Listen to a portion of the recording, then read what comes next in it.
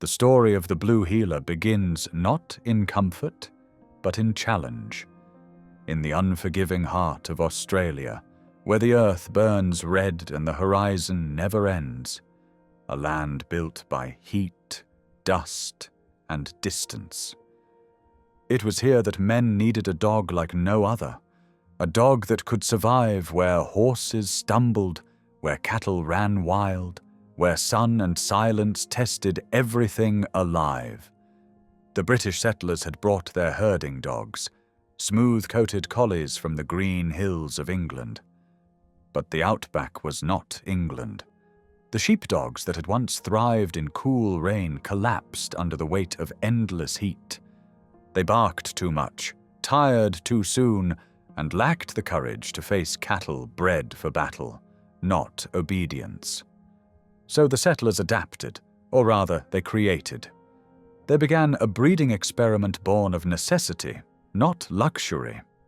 The goal: a dog that could herd cattle across miles of blazing emptiness, biting at heels without fear and returning each evening unbroken. Enter a stockman named Thomas Hall, a name now whispered with the same respect as the breed itself. Hall crossed his imported drover dogs with the native dingoes, wild, cunning, tireless hunters of the Australian bush. The result was startling.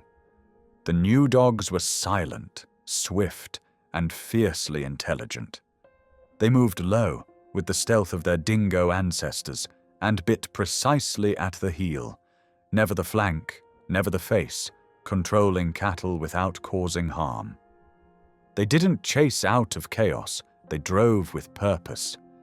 And when the cattle turned to challenge them, the dogs stood their ground, eyes bright with defiance, muscles coiled like wire. They became known as Hall's Heelers.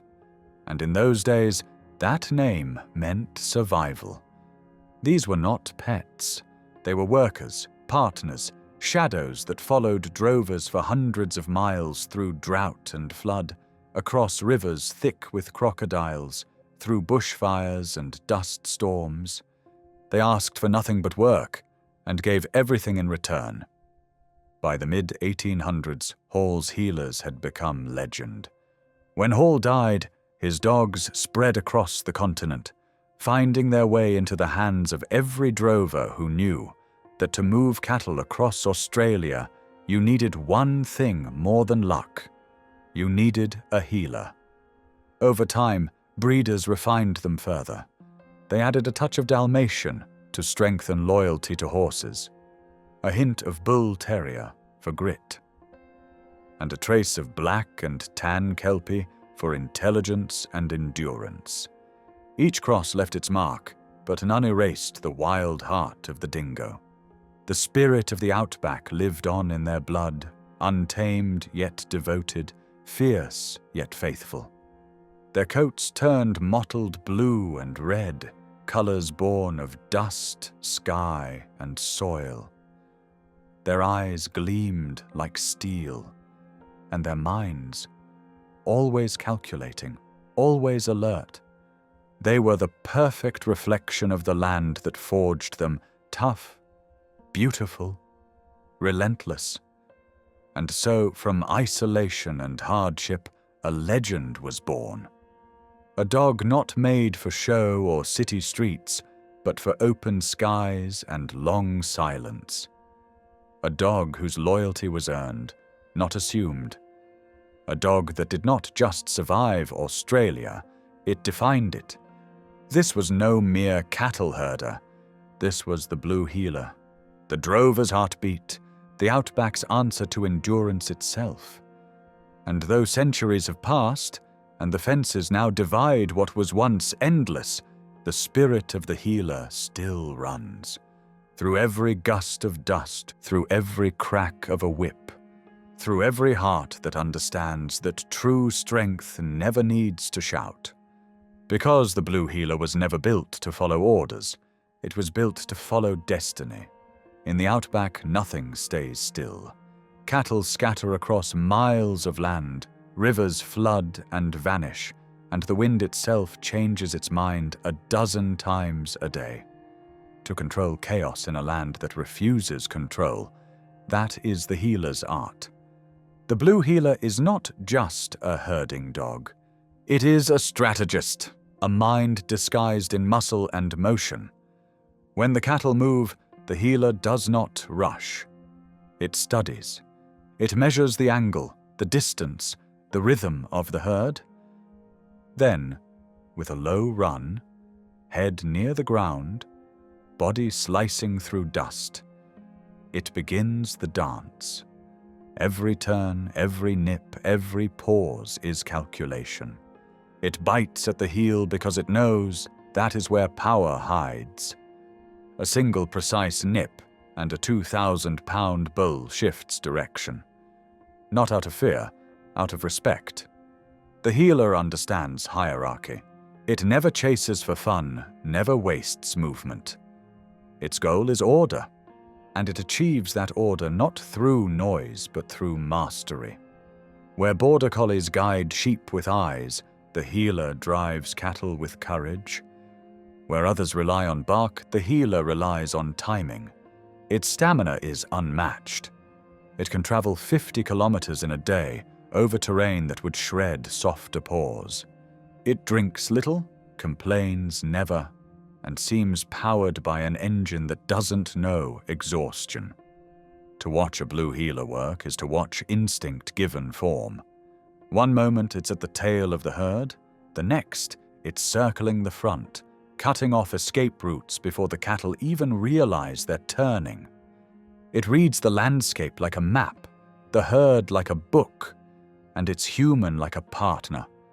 Because that's what the healer truly is, a partner.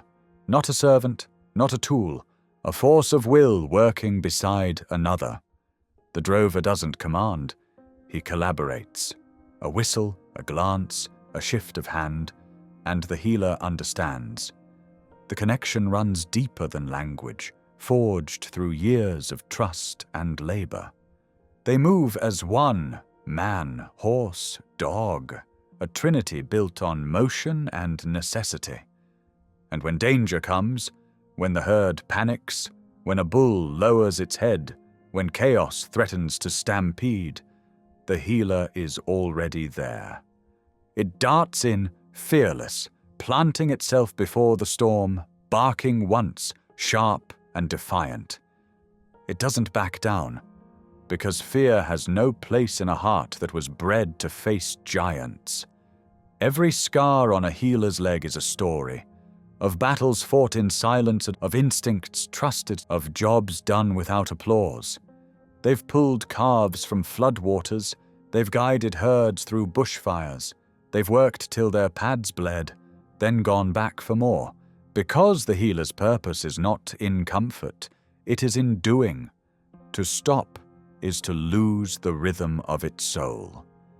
And yet, for all its grit, there's grace. After a long day when the cattle are penned and the light fades red over the plains, the healer doesn't boast.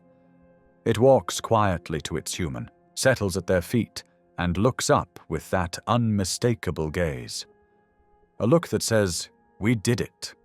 No words needed, just understanding. Because for all its fire, all its bite, all its energy that burns like the Outback sun, the blue healer's heart beats for loyalty. It is the kind of loyalty that endures not because it must, but because it chooses to. And so, in the endless dust and silence of Australia's heart, one sound still echoes. The thud of hooves, the crack of a whip, and beside it, always the steady rhythm of paws keeping pace with destiny. That is the guardian of the herd. That is the blue healer at work. At first glance, the blue healer looks like a painting come to life, a storm of sky and dust compressed into muscle and motion. That blue-mottled coat is not for beauty. It's armor, camouflage against the sun-bleached grass and shadowed scrub of the Outback. Each mark tells a story of survival. Specks of silver for the moonlit rides, patches of black for the nights when storms rolled in and the herd wouldn't settle. That color is heritage, a visual memory of the dingo blood that flows quietly beneath its skin. But beyond appearance, what defines the Gila is energy, raw, focused, disciplined energy. There's fire in its eyes and purpose in its heartbeat. It is not a dog made for stillness. It is a creature designed for motion, constant, calculated, unstoppable. A blue Gila thinks before it acts. It learns fast, adapts faster. To train it is not to command it. It's to earn its respect. Show uncertainty, and it will test you. Show consistency, and it will follow you anywhere. Because beneath that tough hide is a mind as sharp as a whip. It can read a human's mood faster than most humans can read themselves. It knows when you're angry, it knows when you're afraid, and it knows when you need it, not with words, but with silence. That is why those who truly understand the blue Gila never call it a pet. They call it a mirror. Because whatever you are, calm or chaotic, confident or uncertain, the Gila reflects it back at you. It was bred to control chaos, and it will try to do the same inside your home. If you don't give it a job, it will find one. Guarding the yard, herding the children, sorting the toys. Work is not a choice. It's its language of love. That intensity can be beautiful and exhausting. But to the right person, it's magic. The blue Gila is loyal to a fault. Once it chooses its person, the bond is unbreakable. It will stand between you and danger without a second thought. It will defend your home, your children, your dreams, sometimes even from your own doubts. That is the paradox of the Gila. Fierce yet gentle, unyielding yet affectionate, independent yet devoted. It doesn't show love with licks or pleading eyes. It shows love by staying close, always within reach, always watching, always ready. To earn a blue Gila's trust is to become its purpose. To betray it is to lose something you'll never replace. Because under that blue coat beats a heart that doesn't know half measures. When it works with its whole being. When it guards with its life. And when it loves forever. Time changes everything. But not the blue Gila. As Australia grew, fences went up. The vast droving routes that once stretched beyond sight shrank into ranches, farms, and towns. The open frontier became a network of gates and gravel roads. But the Gila didn't fade away. It evolved. Where once it chased wild cattle across deserts, now it guards tractors, barns, and backyards. Where it once rode in the dust behind horses, it now rides in the passenger seat of utes and pickup trucks, nose to the wind, eyes scanning every horizon. Because even if the world changed, its purpose never did. The Gila still needs to work. It still needs to move. It still needs something or someone to protect. In rural Australia, it remains the farmer's shadow. At dawn, it's already awake, trotting beside its human with the same discipline it carried a century ago. When gates creak open and cattle stir, it springs into action, not waiting for command, but anticipating it. Even in silence, it knows the rhythm of the job. It reads body language, listens to tone, follows intent. No wasted motion, no hesitation, just purpose. But far from the ranch, the Gila found a new world waiting.